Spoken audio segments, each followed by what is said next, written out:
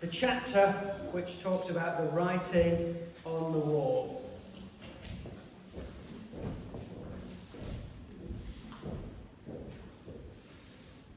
Quite appropriate, the book of Daniel at this time. At this time we've seen a change in government, as you've mentioned, and one enduring message in the book of Daniel, which comes up repeatedly, is the fact that it is God who appoints leaders, God who deposes leaders. And that's right from the first verse we see that. It's in chapter 2, it's 3 or 4 times in chapter 4, and it's in chapter 5 as well. Just as a brief thing on the book of Daniel, while we go. Who likes sandwiches? Good, this isn't a sandwich that you eat. Daniel, chapter 1. Could I move this a bit further across? Okay. Daniel chapter 1. Basically the intro. And we get our 4 friends introduced. Shadrach, Meshach, Abednego, Daniel. Chapter 2 is about a dream. And the dream, you know the big statue? Gold haired, silver, bronze, and feet of miry clay, and I think it's 9. But it's essentially a dream of 4 kingdoms.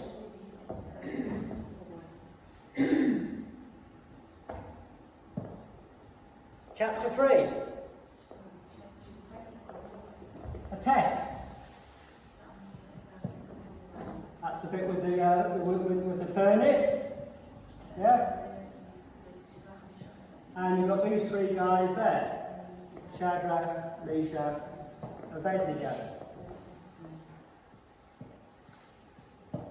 Chapter 4. A king is rebuked. And this one repents. That's with the Nebuchadnezzar. Remember he has that dream about the big tree? Yeah. Chapter 5. A king is rebuked. Chapter 6. Guess what? It's a test. It's a test. This time it's a test about the lion's den. Get the apostrophe in the right place there. Yep, and this time it's the other one of those 4 is there. So all 4 get the test. And then chapter 7, you've got a dream. It's a dream that Daniel has, but again it's a dream of 4 beasts. Going for kingdoms. So you see there's a sandwich pattern. Your pieces of bread, your dreams, and inside of that there may be some lettuce, the tests, and inside that, your cheese or your salami, you've got this sandwich, like that. So that means, and the reason I'm saying this, the bit about the kings forms the centre of the book, and it reinforces the book's overall message that we've already mentioned, that empires come and go, kings come and go, but God is the one who is in charge. God appoints kings, but even though they might rule the earthly empires, the kings are answerable to God. So that's an enduring theme that you have in the book of Daniel. And we come then to chapter 5. Chapter 5, this famous story then. Excuse me.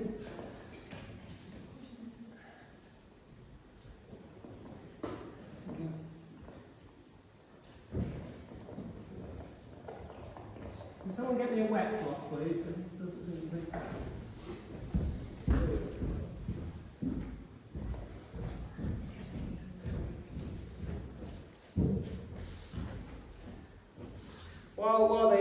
is being brought, you will also notice that Daniel is they're out of Israel now.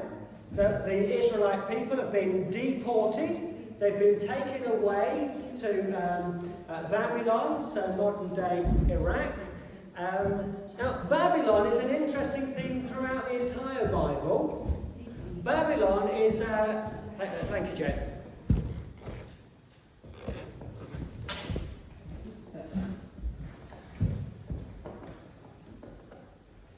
A theme of man in all his pride, typified by the different kings there.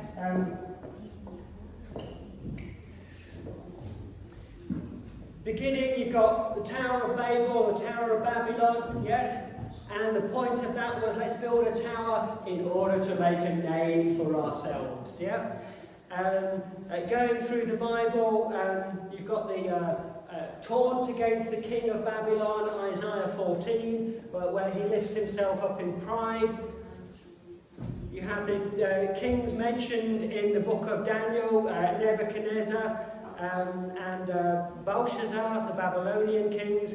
But when you get right to the end of the book of the Bible, in the book of Revelation, again you have there Babylon as a picture of worldly evil. So, there's a picture, Anya. The writing on the wall on Balthazar's feast. The writing on the wall, probably the most enduring metaphor from the book, and we use it even today, don't we, when somebody's time is up. Yeah? You know, Richie Sunak could have written a newspaper article last week, you know, the writing is on the wall for him, his time is up. Or when a football manager, when a team loses a match and their time is up, the writing is on the wall for them. It's also inspired much painting. This by John Martin, Balthazar's Feast. The massive palace there, the banqueting hall. And Balthazar, if you can see him there, the one standing up in the middle as he sees the writing on the wall. Next picture, please. There's just three. This is one from the Middle Ages. Some manuscript there at the top, Mene, Tekel, Upharsin, and the part of the name Balthazar and Daniel. And the last one, probably the most famous picture, by Rembrandt. Rembrandt there, painting Balthazar as he turns and he sees the writing on the wall. Let's begin our chapter. King Balthazar gave a great banquet for 1,000 of his nobles and drank wine with them. And we can imagine the scene with all the partying and merrymaking. While Balthazar was drinking his wine, he gave orders to bring in the gold and silver goblets that Nebuchadnezzar, his father, had taken from the temple in Jerusalem, so that the king and his nobles, his wives and concubines, might drink from them. So they brought in the gold goblets that had been taken from the temple of God in Jerusalem, and the king and his nobles, his wives and his concubines, drank from them. And as they drank the wine, they praised the gods of gold and silver, bronze, iron, wood, and stone.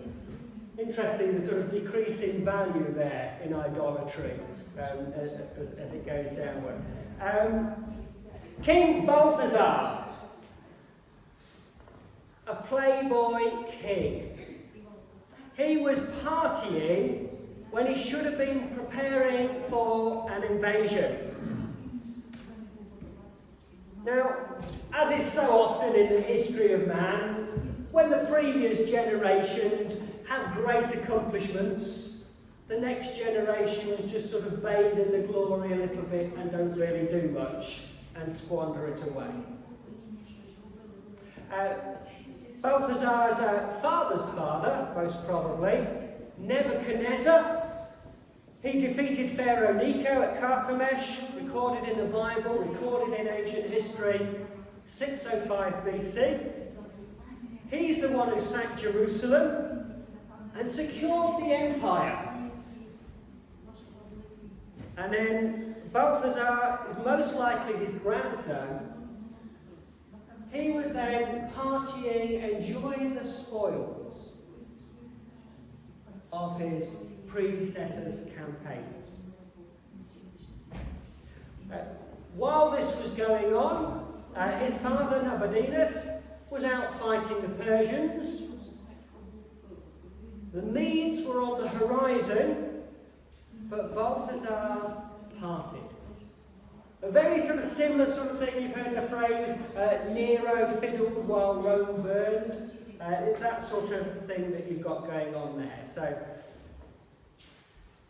in the middle of the parties, he gives the command. In his drunken stupor, feeling full of themselves, he says, "Oh, go and get those gold and silver goblets and things. You know, the ones that my father or grandfather took from the temple in Jerusalem." Now, the thing is here, he's not taking these things just because they're pretty. So, oh yeah, those gold and silver bowls, they look really nice, let's go and get them. What we have here is open defiance. And not just open defiance against humans, although it is aimed at the Jews, but open defiance against God. The bit I just read out, did you notice the repetition there? Twice it mentions the fact that they have been taken from Jerusalem. Consider what these vessels meant to the Jews.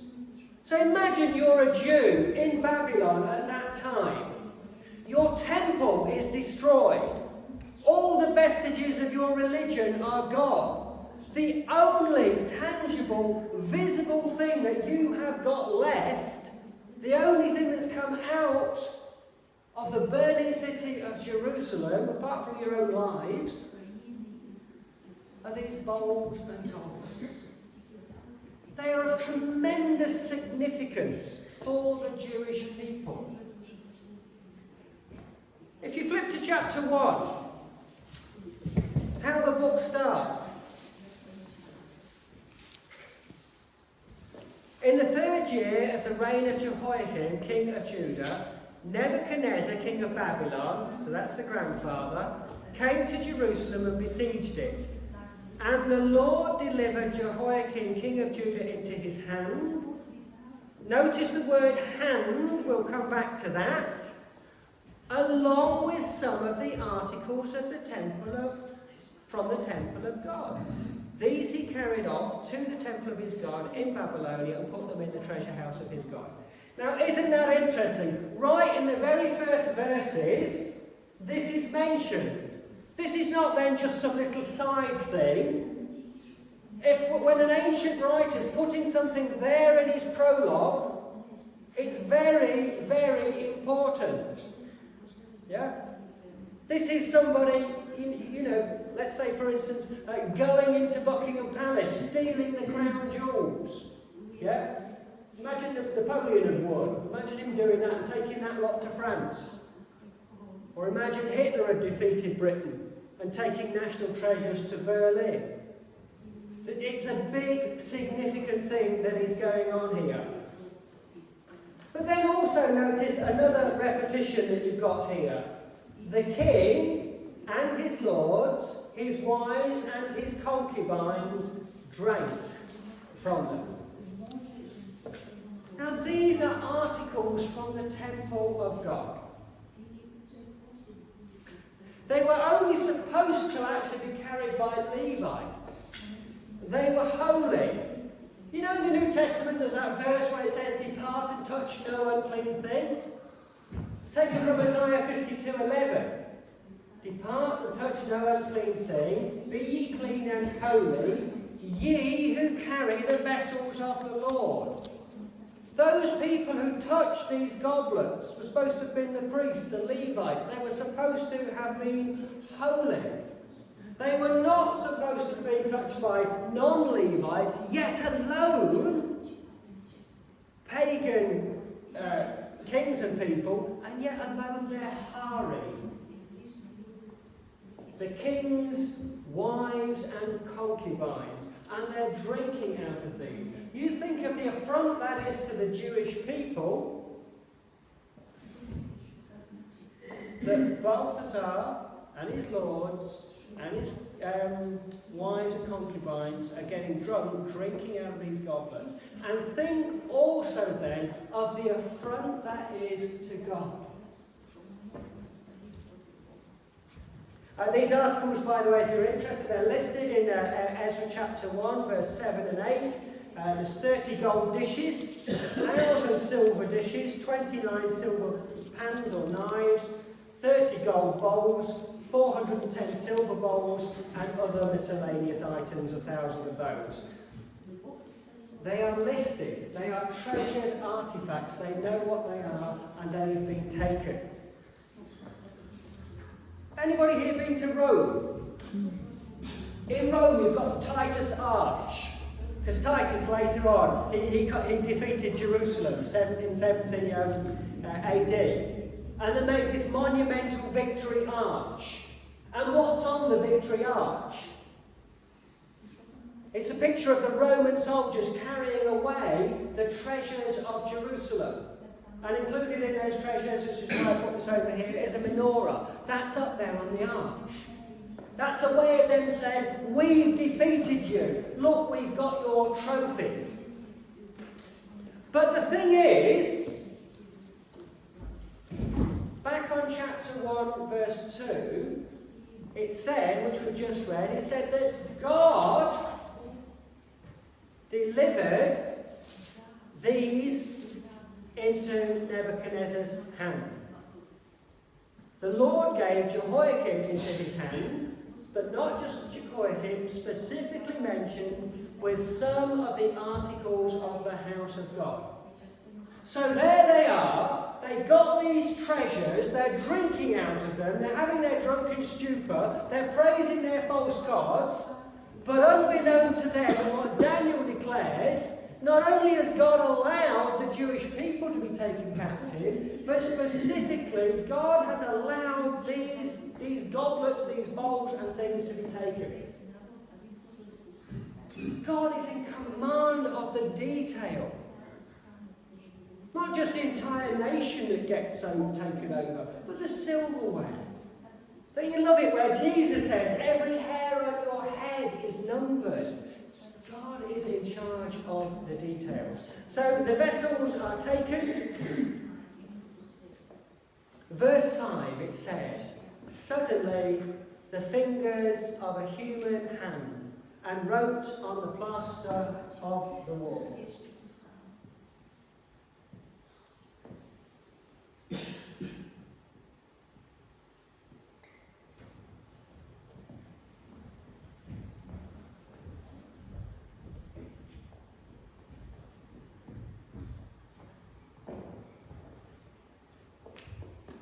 Deliberately written it like it's gibberish.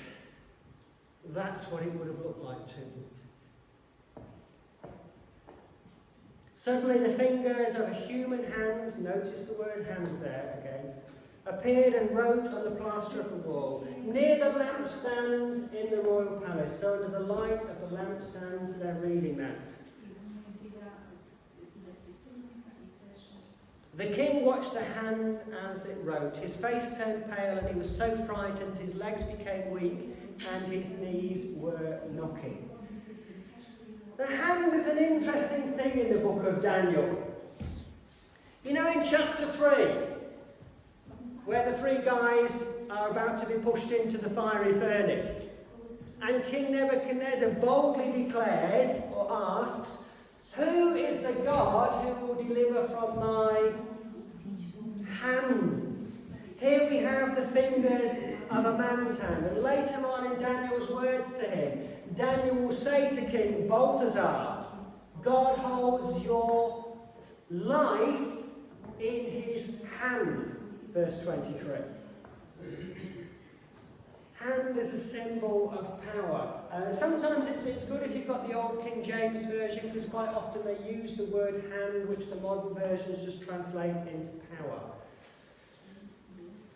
So the hand writes on the wall.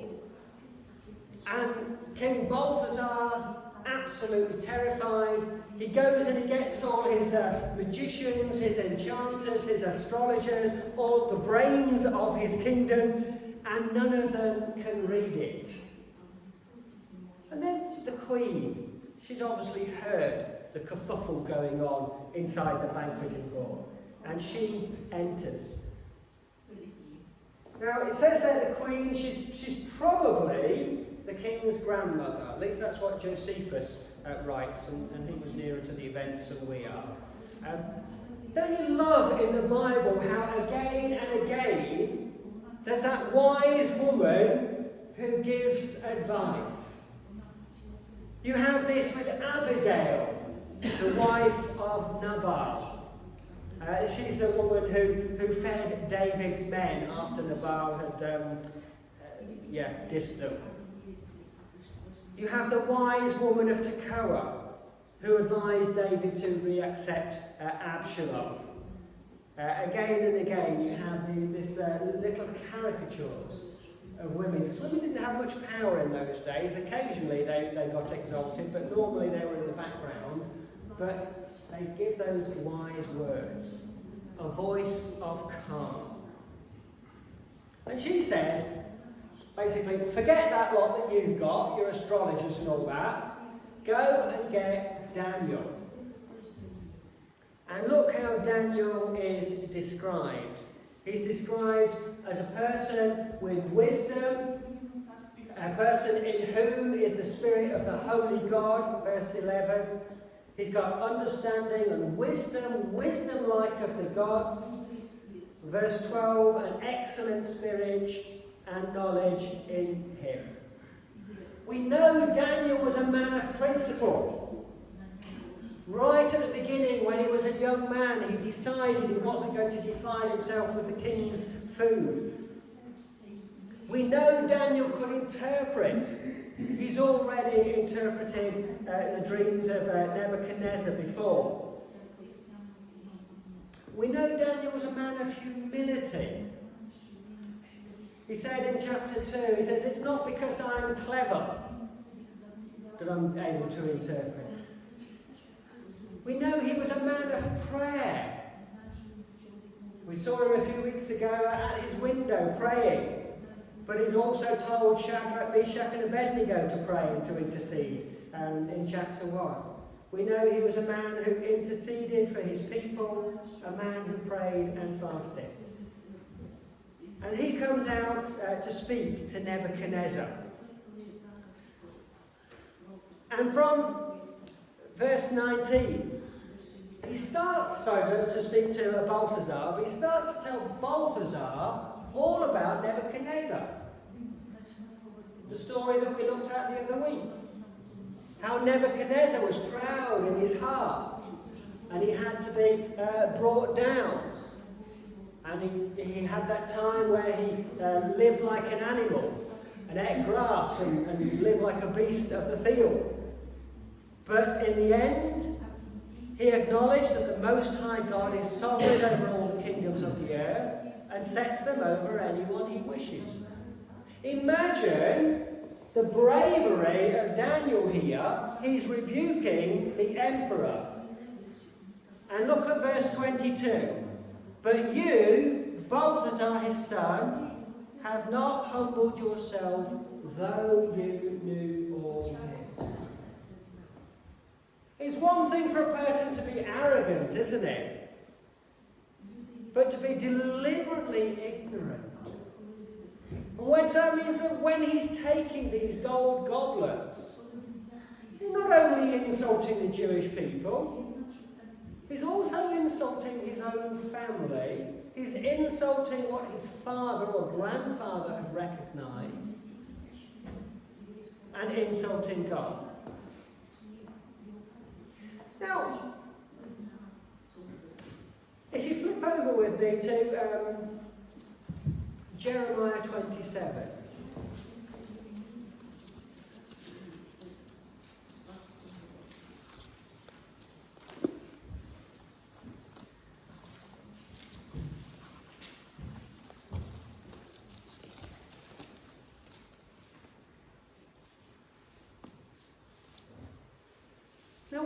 that Daniel's got a Jeremiah scroll.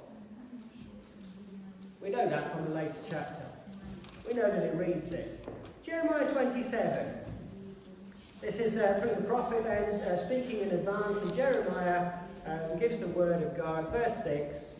I will give all your countries into the hands of my servant Nebuchadnezzar, king of Babylon. So the whole fact that they're in exile is due to God doing it, as we've already established. I will make even the wild animals subject to him, which is interesting because it explains why he didn't get eaten by the leopards when he was crawling around like a donkey. All nations will serve him, but notice what comes. Will serve him and his son and his grandson until the time for his land comes.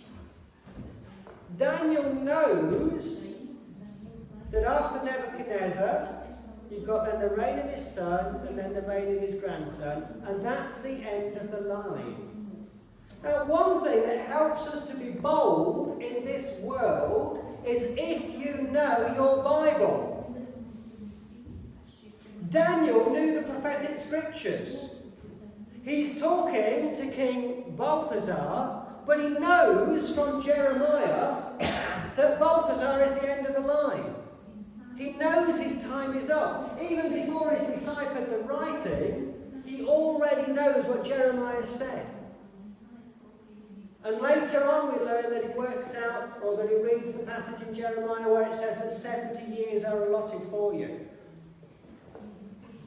And just as a by the way, in terms of years, the Battle of Carchemish that we began with, where Nebuchadnezzar establishes his kingdom, 605 BC.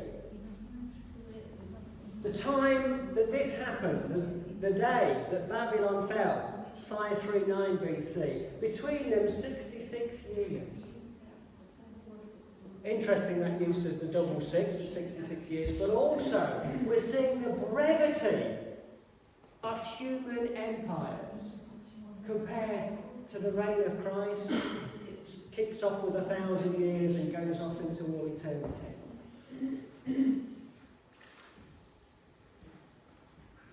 So Daniel gives the king, he boldly gives him a history lesson, boldly tells him, you know, your grandfather, your father, they came to their senses. You should know better. And then he comes to the writing on the wall. And he starts to say what it actually means. And lots of pen. Here we go. The first word, he reads it as many. And it probably was in a script they couldn't understand, because in verse 8 it said that none of the king's people could even read it. Any problem here? Mene.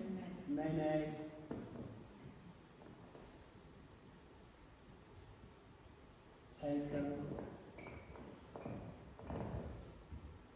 I'm just going to put an and farsi, or farsi. Is just the word for and s and farsi.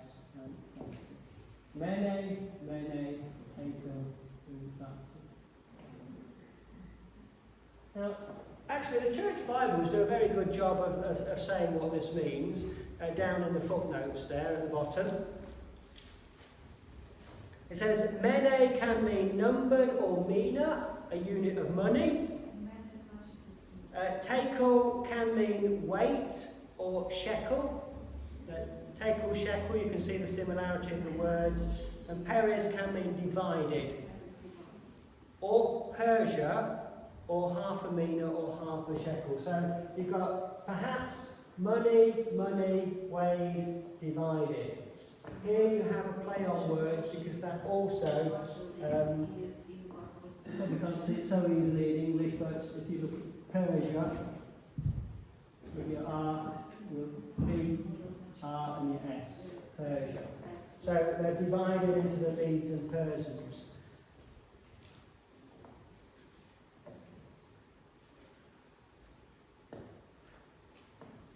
So And Daniel then interprets. He interprets, as he said, not because of his own wisdom, but because God is the one who gives him wisdom.